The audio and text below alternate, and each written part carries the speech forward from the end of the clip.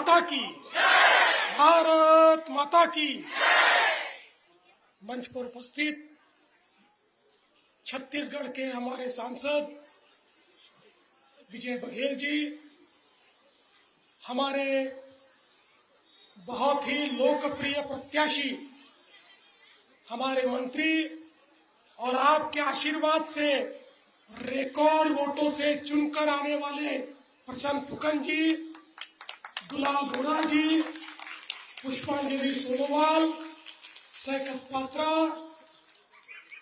बिरु बरुआ, भुवन दत्ता, प्रफुल्ल स्वयं, भास्कर गोगोई, हेम प्रभा ठाकुर, मंच पर उपस्थित सभी अतिथिगण और यहाँ पर उपस्थित सभी बहनों और भाइयों, होकोलू के नमस्कार। ओसोम बाखी राय जोलोई होदोर होम्बाखोर ज्ञापन कोरिसु। क्या खबर आपन लुक सबर सोय आई अखोम। भारत माता की, भारत माता की। आसाम की पवित्र धरती को मैं बहुत बहुत प्रणाम करता हूं। मुझे प्रसन्न दा ने बताया कि यहाँ जब नया आदमी आता है तो उसका गला बैठ जाता है, मेरा भी बैठ गया। लेकिन ये भूमि, आसाम की भूमि आदि शक्ति मां कामाख्या की भूमि है। आसाम की भूमि श्रीमंत शंकर देव की भूमि है। आसाम की भूमि वीर सेनापति लचित बोरफुकन जी की ये भूमि है। भारत रत्न गोपीनाथ बारदोलाई और भारत रत्न भूपेन हजारिका की ये भूमि है। इस भूमि को मैं प्रणाम करता हूं। और जैसा आपने मेरा स्वागत किया, मुंबई से आपका दोस्त आया है और आपको इतना ही कहने के लिए आया है, प्रशांत फुकन जी चुनकर तो आने वाले हैं, पर रिकॉर्ड वोटों से चुनकर लाना है। 1 लाख वोटों से चुनकर लाना है।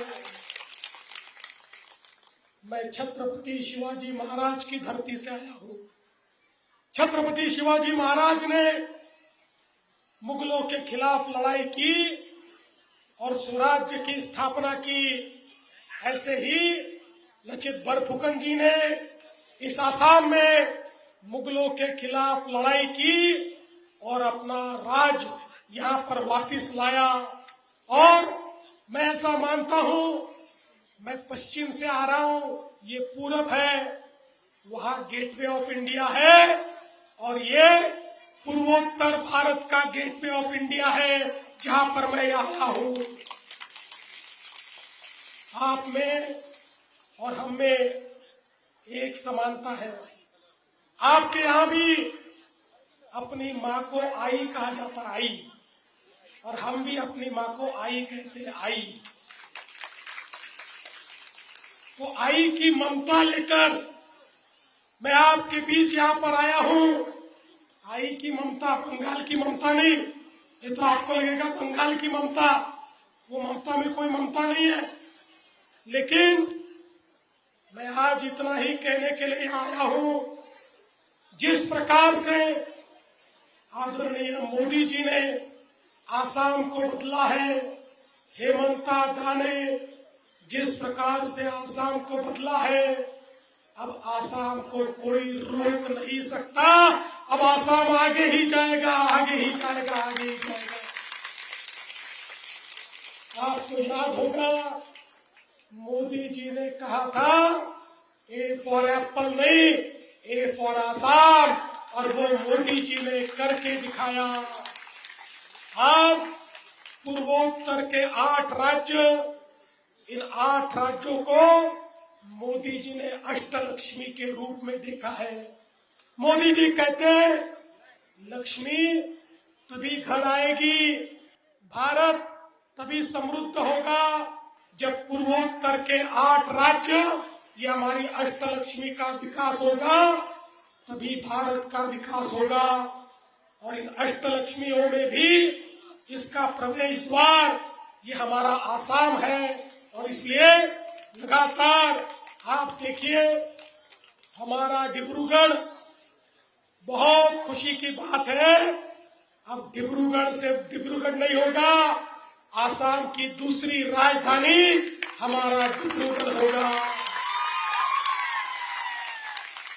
अब आसाम में 2027 में विधानसभा का सत्र ये केवल गुवाहाटी में नहीं होगा, वो सत्र डिब्रूगढ़ में भी होगा। हमारा सचिवालय ये केवल उधर नहीं होगा, सचिवालय हमारे जो सारे सेक्रेटरीज हैं वो डिब्रूगढ़ में भी बैठेंगे। विधानसभा का भवन ये केवल गुवाहाटी में नहीं होगा, विधानसभा का भवन ये डिब्रूगढ़ में भी होगा। और आसाम का हाई कोर्ट भी, उसका भी हाई कोर्ट का बेंच ये डिब्रूगढ़ में बनाने का निर्णय हमारी सरकार ने यहाँ पर लिया है। आप देखिए, ये डिब्रूगढ़ जो म्युनिसिपल काउंसिल थी, उसको म्युनिसिपल कारपोरेशन में अपग्रेड करने का काम हमारे हेमंत दादा ने किया। मार्च 2025 में 2 महत्वपूर्ण फ्लाईओवर जनता को समर्पित किए, नीलमणि फुकन फ्लाईओवर और डॉक्टर लीला गोगोई फ्लाईओवर। और अमोला पट्टी में भी एक नए फ्लाईओवर का काम जारी है। तो जो सरकार आपने चुनकर दी, हमारे हेमंत दादा, हमारे प्रसन्न दादा, ये मिलकर अब डिब्रूगढ़ को जिस प्रकार से एक बड़े शहर के रूप में विकसित कर रहे हैं, मैं तो ये मानता हूँ आने वाले दिनों में ये डिब्रूगढ़ इतना सुंदर बनेगा कि हम सब लोग इसको देखने के लिए आएंगे। इस प्रकार का काम यहाँ चल रहा है। 35,000 क्षमता वाला थानीकार स्टेडियम, मल्टीपर्पज बिल्डिंग और उसके साथ साथ मेडिकल कॉलेज का जो स्टाफ है उसके आवासीय कॉलोनी का निर्माण हो। इसके यहाँ पर इस शहर को 1 स्टार गार्बेज फ्री सिटी के रूप में तैयार करने का काम चल रहा है। यहाँ पर एक बहुत ही साफ सुथरा शहर करने का काम ये अपनी सरकार के माध्यम से चल रहा है। और आप लोगों ने तो एक ऐसा विधायक चुनकर दिया, ये एमएलए जो है ना हमारे प्रसन्नदा, ये देश में यूनिक एमएलए है। जितने घरों में ये आदमी गया, इतने घरों में जाने के लिए तो 2 जन्म लग जाते हैं। कितने हो गए दादा? अभी कितने घर हो गए? कितने घर में जाकर आए आपने?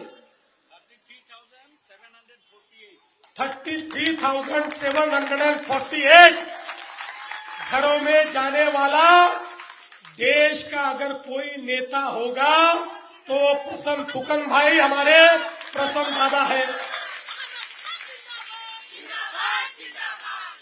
किसी के घर में शादी हो तो सभी जाते हैं, लेकिन किसी के घर में मौत मिट्टी हो तो जाने वाला आदमी प्रसन्न दादा है। लोगों के सुख में दुख में उनके घरों में जाने वाला एक एमएलए आपने चुनकर दिया। और मैं दावे के साथ कहता हूँ, इनका घर में जाने का रिकॉर्ड पूरे देश में कोई तोड़ नहीं सकता। और मुझे तो लगता है धीरे धीरे एक भी घर ऐसा नहीं बचेगा जहाँ दादा हाथ नहीं पहुंचे हो। हर घर तक हमारे दादा जाएंगे। आप देखिए, मोदी जी को असम पर कितना प्यार है।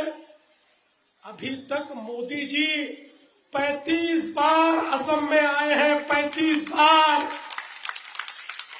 इस देश में कांग्रेस के आज तक जितने प्रधानमंत्री हुए वो सबको अगर आप मिला दे तब भी 35 बार वो नहीं आए।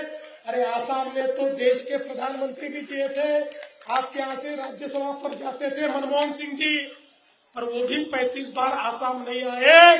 लेकिन मोदी जी 35 बार आसाम आए, क्योंकि मोदी जी के मन में आसाम है, मन में आसाम, मोदी जी के दिल में आसाम है, और असमियों के दिल में मोदी जी है, मोदी जी। और आज आप देखिए किस प्रकार से असम का विकास हो रहा है। पिछले 10 वर्षों में असम की जो अर्थव्यवस्था है 5 गुना बढ़ी हुई है, 5 गुना बढ़ी।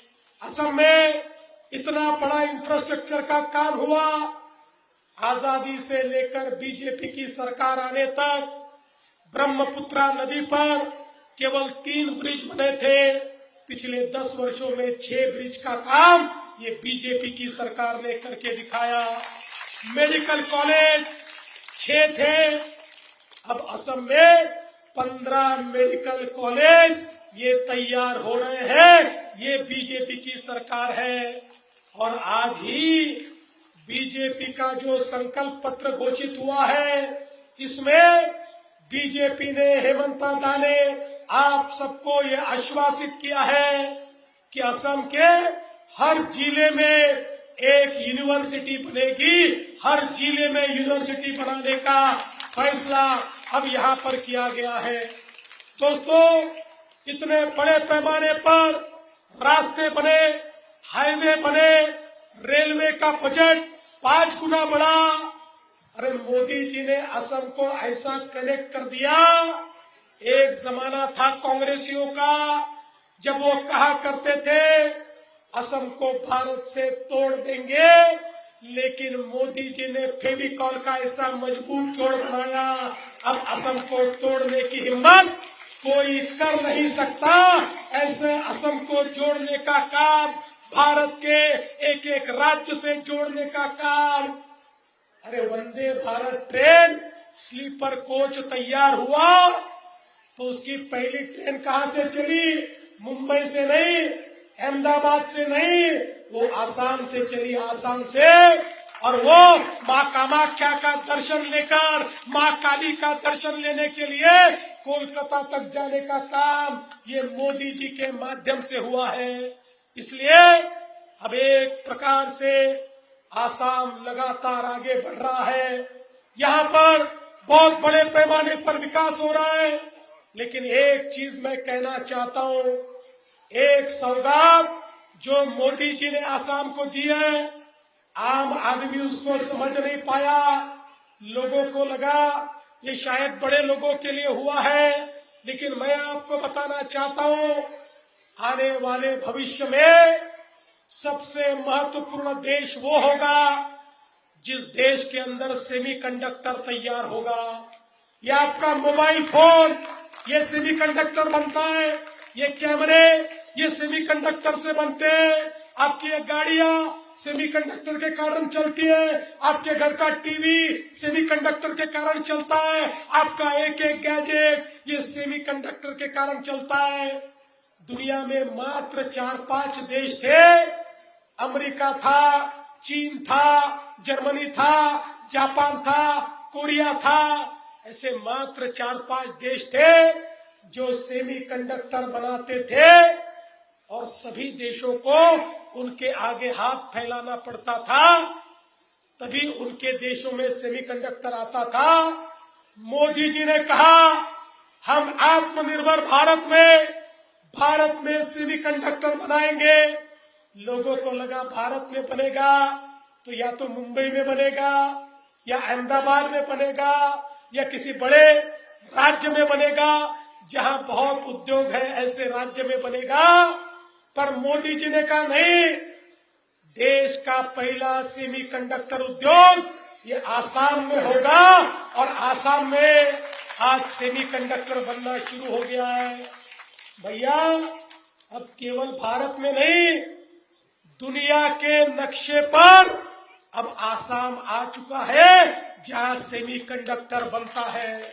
और आने वाले दिनों में ये जो रोजगार है ये ऐसे ही जगह तैयार होने वाला है ये एक सेमीकंडक्टर की इंडस्ट्री जो आसाम में शुरू हुई है, 30,000 युवकों को रोजगार देने वाली इस प्रकार की इंडस्ट्री है और इनडायरेक्टली लाखों लोगों को रोजगार देने का काम इस सेमीकंडक्टर इंडस्ट्री के कारण होगा। आने वाले दिनों में वही देश विकास करेगा जिसके पास सेमीकंडक्टर की इकोसिस्टम होगी और भारत की इकोसिस्टम अब आसाम में तैयार हुई है। इससे बड़ी सौगात मोदी जी दूसरी कोई दे नहीं सकते, इसलिए एक बार मोदी जी को धन्यवाद हम सबने मिलकर देना चाहिए। लेकिन इसके साथ साथ हमारे आसाम में हेमंता दादा की सरकार ने 1.5 लाख लोगों को सरकारी नौकरी दी। 1.5 लाख लोगों को 2021 में हमने संकल्प पत्र लिया था। उस संकल्प पत्र में एक कहा था 1 लाख लोगों को सरकारी नौकरी मिलेगी। 5 साल बाद 1 लाख नहीं, 1,56,000 लोगों को सरकारी नौकरी मिली। कोई सिफारिश नहीं, पैसा किसी को देना पड़ा नहीं, कोई चीटिंग नहीं, सीधे सभी को सरकारी नौकरी देने का काम ट्रांसपेरेंटली, पारदर्शिता के साथ हेमंता दादा ने किया। और आज तो अब नया ऐलान हो गया, अब ये 5 सालों में 1 लाख नहीं, 1.5 लाख नहीं, 2 लाख सरकारी नौकरियां ये हमारे बच्चों को दी जाएगी। और उसके साथ साथ दूसरा ऐलान हुआ है, सरकारी नौकरियों के साथ साथ 10 लाख हमारे बच्चों को, 10 लाख युवाओं को रोजगार के लिए 5 लाख रुपए तक का लोन, ये इंटरेस्ट फ्री दिया जाएगा। असम में कोई हमारा बेटा या बेटी बेरोजगार नहीं होंगे। ये हमारे हेमंता दादा ने अभी यहाँ पर तय किया है। आप जानते ओडोनुदेवी ये जो योजना है हमारी बहनों के लिए 1250 रुपए उसमें दिए जा रहे हैं। हमारी जो महिलाएं एसएचजी का काम करती है उनको 10,000 रुपए देने का काम हुआ है। लखपति बायदेव यानी लखपति दीदी का कार्यक्रम है जिसमें हमारी बहनों को मोदी जी की योजना के तहत लखपति दीदी बनाने का काम चल रहा है। दोस्तों, मोदी जी और हेमंता दादा के राज में सबसे ज्यादा अगर रोजगार किसी को मिलेगा तो हमारी बहनों को और माताओं को मिलेगा, हमारी महिलाओं को मिलेगा। वैसे भी मैं प्रसन्न दादा को बताना चाहता हूं, दादा आप तो बार बार चुनकर आते, लेकिन याद रखना 2029 के बाद मोदी जी महिला राज ला रहे हैं। 2029 के बाद हमारी लोकसभा में और विधानसभा में 35% सांसद और विधायक, एमएलए और एमपी ये हमारी माताएं बहनें, हमारी महिलाएं होने वाली है। इसलिए हमारी महिलाओं की ओर ज्यादा ध्यान देने का काम यहाँ पर हो रहा है। मैं आज ये भी कहना चाहता हूँ, पहली बार हमारे आसाम के चाय बागानों में काम करने वाले, हमारे चाय ट्राइब्स के लोग, हमारे चाय के काम करने वाले लोग, इनकी ओर ध्यान देने का काम अगर किसी सरकार ने किया है तो मोदी जी की और हेमंता दादा की सरकार ने किया है। सीधा उनके खातों में पैसा जमा करना हो या 200 सालों के बाद उनको जमीन का राइट देना हो, ये काम अगर इस देश में कोई कर सकता है तो नरेंद्र मोदी जी कर सकते हैं और उन्होंने करके दिखाया। 200 साल बाद अपने जमीन का पट्टा हमारे चाय बागान वालों को मिलेगा, उनके भी जीवन में बदलाव आएगा। जिन्होंने मेहनत करके असम की चाय को दुनिया की चाय के रूप में प्रदर्शित किया, दुनिया में जिस चाय की तूती बोलती है, दुनिया में जिस चाय के कारण असम का नाम है, उस चाय के पीछे जो रोज काम करते हैं, जो खपते हैं, ऐसे चाय बागान वालों को जिस प्रकार से मोदी जी की और हेमंता दादा की सरकार ने तवज्जो दी है, जिस प्रकार से उनके लिए योजनाएं लाई है, मैं ये मानता हूं ये सरकार, ये गरीबों की सरकार है, ये निम्न मध्यम वर्गों की सरकार है, जिनका कोई नहीं उसकी बीजेपी सरकार है। ये अपनी सरकार ने यहाँ पर हम सभी को दिखा दिया है। और उसके साथ साथ जो लोग जमीन पर अवैध कब्जा करके बैठे, जो एनक्रोचमेंट करके बैठे, उनसे जमीन खाली करवाने का काम और जिनका हक है उनको जमीन देने का काम, ये भी हमारे हेमंता दादा की सरकार ने यहाँ पर करके दिखाया है। एक जमाना था जब बहुत बड़े पैमाने पर घुसपैठिए असम में घुसा करते थे। हमने वो जमाना देखा, असम के एक एक डिस्ट्रिक्ट में वहां की डेमोग्राफी बदलने लगी।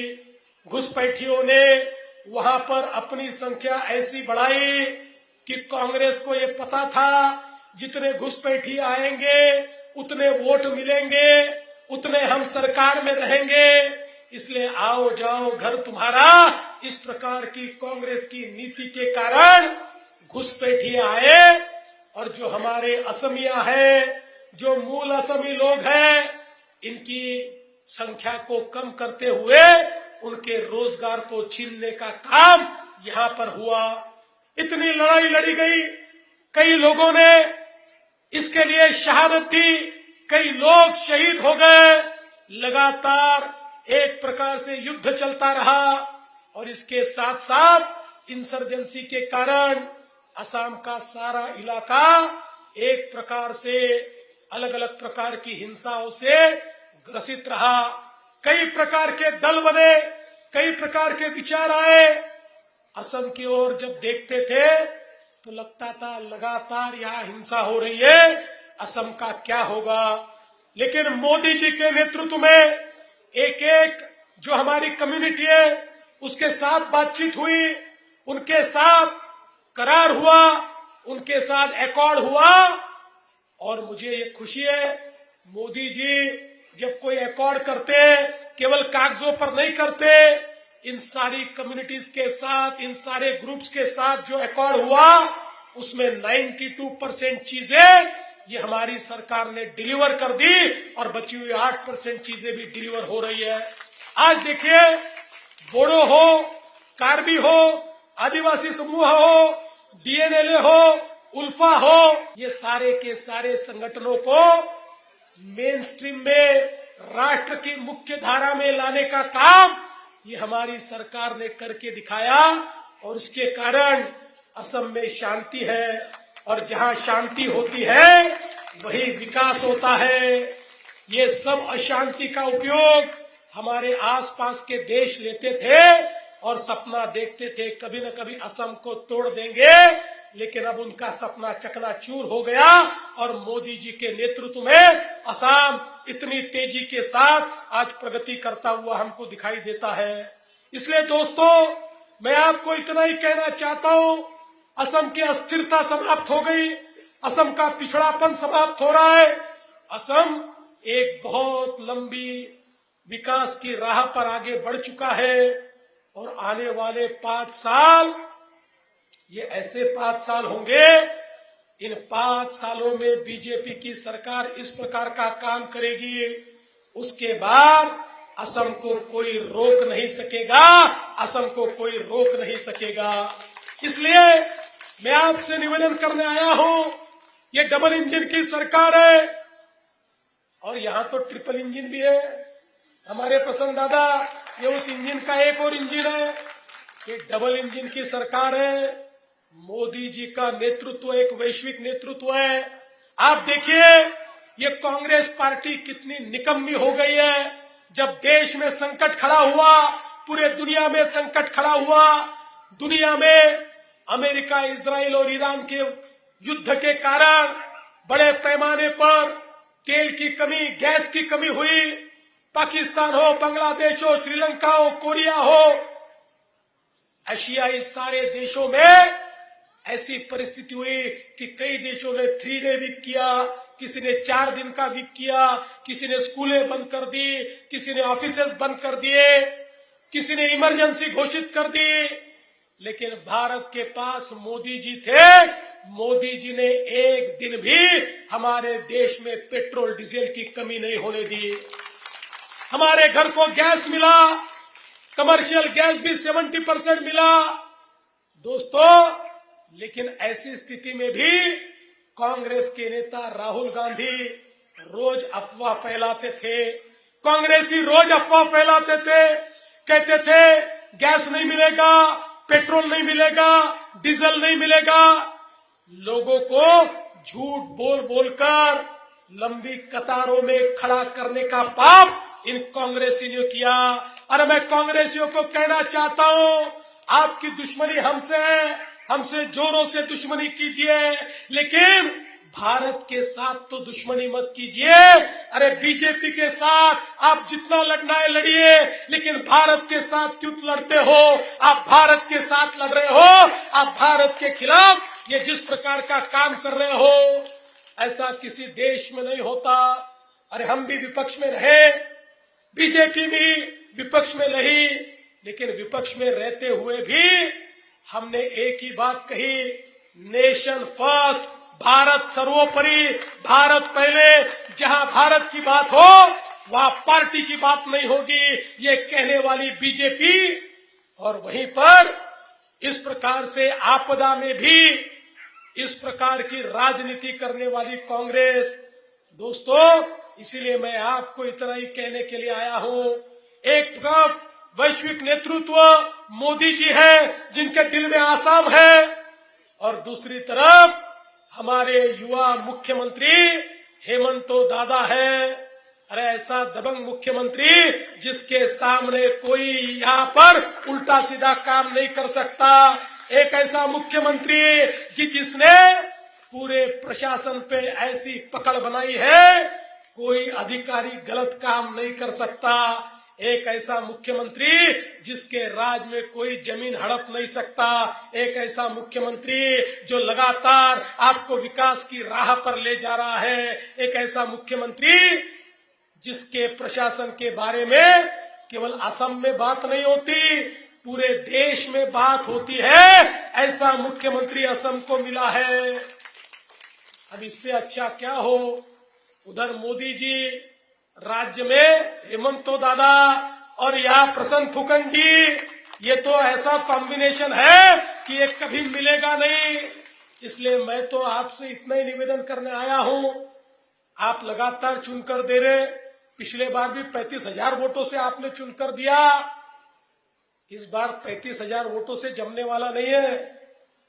अभी मुझे बताइए, अगर डिब्रूगढ़ को दूसरी राजधानी बनाया गया, यहां पर विधानसभा बनेगी, यहां हाईकोर्ट बनेगा, और आप अगर इस सब के लिए काम करने वाले प्रसन्न दादा को 35 और 50,000 वोट से चुनकर देंगे तो क्या फायदा है? इसलिए अब एक नया रिकॉर्ड करना है और प्रसन्न दा को 1 लाख वोटों से चुनकर देना है। और दादा, मैं आपको वादा करता हूं कि जिस दिन आप चुनकर आएंगे, उस दिन आपके चुनकर आने के बाद जो रैली निकलेगी, उस रैली का दृश्य देखने के लिए मैं वापस डिब्रूगढ़ आऊंगा। वापस आकर देखूंगा वो जो माहौल होगा। लेकिन भैया 1 लाख से कम आए तो नहीं आऊंगा, फिर 1 साल नहीं आऊंगा। इसलिए आपका उत्साह देखने के लिए अगर हम लोग यहां पर आए, ऐसा लगता होगा, तो रिकॉर्ड वोटों से, 1 लाख वोटों से हमारे प्रसन्न दादा को आप चुनकर दे, यही आपसे प्रार्थना करता हूं और अपने शब्दों को विराम देता हूं। धन्यवाद। जय हिंद, जय असम, जय भारत।